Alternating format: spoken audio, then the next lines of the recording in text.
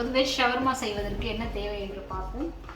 First தேவை வந்து டார்ட்டிலா rape. இது வந்து சப்பாத்தி மாதிரி இருக்கும். இது வந்து எல்லா சூப்பர் மார்க்கெட்லேயும் கிடைக்கும். இது ரெடிமேடாக வருது ஒரு பேக்கெட்.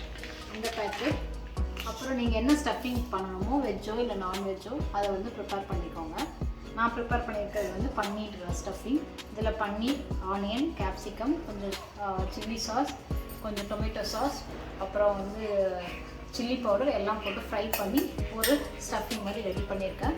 இதை நீங்கள் வந்து வெறுமே வெஜிடபிள்ஸ் போடலாம், பன்னீர் போடாமல், இல்லைனா சிக்கன் போட்டு எப்படி வேணுமோ நீங்கள் அதை ஸ்டஃபிங் ரெடி பண்ணிக்கலாம். இன்னொன்று வந்து மயனீஸ். நீங்கள் வெஜ் மயனீஸோ இல்லை நான்வெஜ் மயனீஸோ எடுத்துக்கலாம். இது டொமேட்டோ சாஸ், அதுக்கப்புறம் சீஸ் பிரெட், அப்புறம் நான் வந்து குக்கும்பர் கொஞ்சம் கட் பண்ணி வச்சுருக்கேன், அப்புறம் லெட்யூஸ் வாங்கி வச்சுருக்கேன். ஸோ இதெல்லாம் நம்ம இப்போ எப்படி செய்யறதுன்னு பார்க்கலாம். ஃபஸ்ட்டு வந்து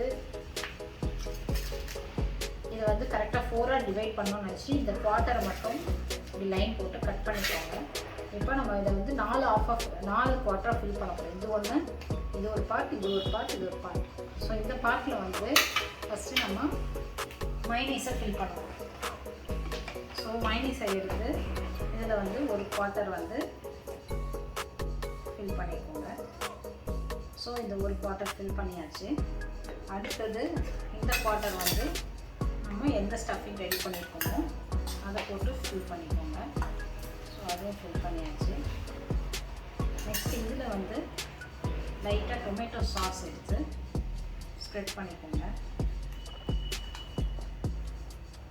ஸ்ப்ரெட் பண்ணிவிட்டு உங்களுக்கு வேறு ஏதாவது ஸ்டஃபிங்ஸ் வேணுன்னா போட்டுக்கோங்க. நான் வந்து குக்கும்பர், கொஞ்சம் சால்ட் போட்டு பெப்பர் போட்டு மிக்ஸ் பண்ணி வச்சுருக்கேன்.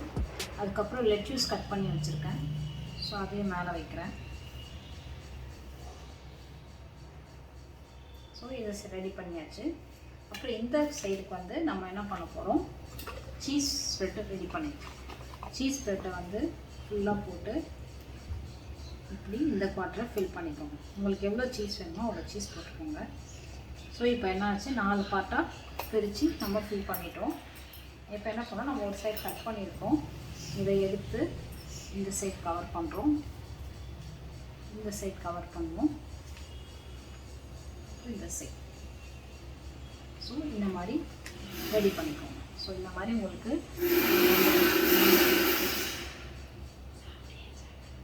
இதை வந்து நம்ம வந்து தவாவில் வச்சு பட்டர் போட்டு லைட்டாக ஃப்ரை பண்ணிட்டோம்னா நமக்கு ஷவர்மா ரெடி.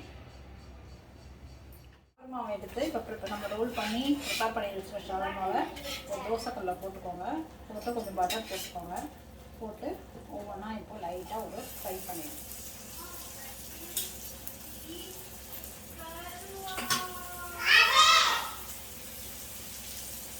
தோசைக்கல்ல 2 தான் போட முடியாது. ஸோ 2 போட்டுட்டேன்.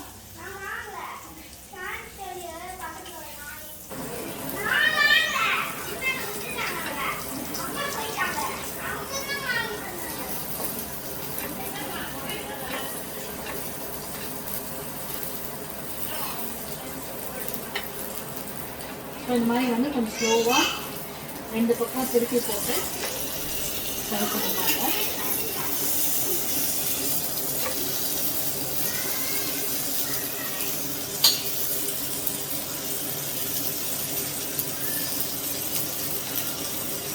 ரொம்ப ஃப்ரை பண்ணியிருப்பாங்க, மீடியமாக ஃப்ரை பண்ணுங்க. நான் பட்டர் கொஞ்சம் நிறைய போட்டுட்டேன். உங்களுக்கு என்ன பட்டர் கம்மியாக போட்டுக்கோங்க ஃப்ரை பண்ணுறதுக்கு.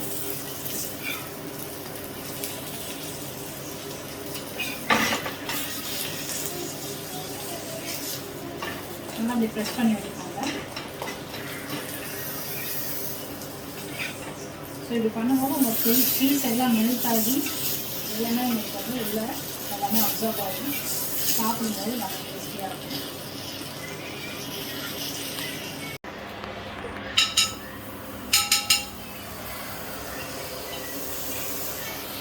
இதை இப்போ கட் பண்ணி சர்வ் பண்ணுங்க.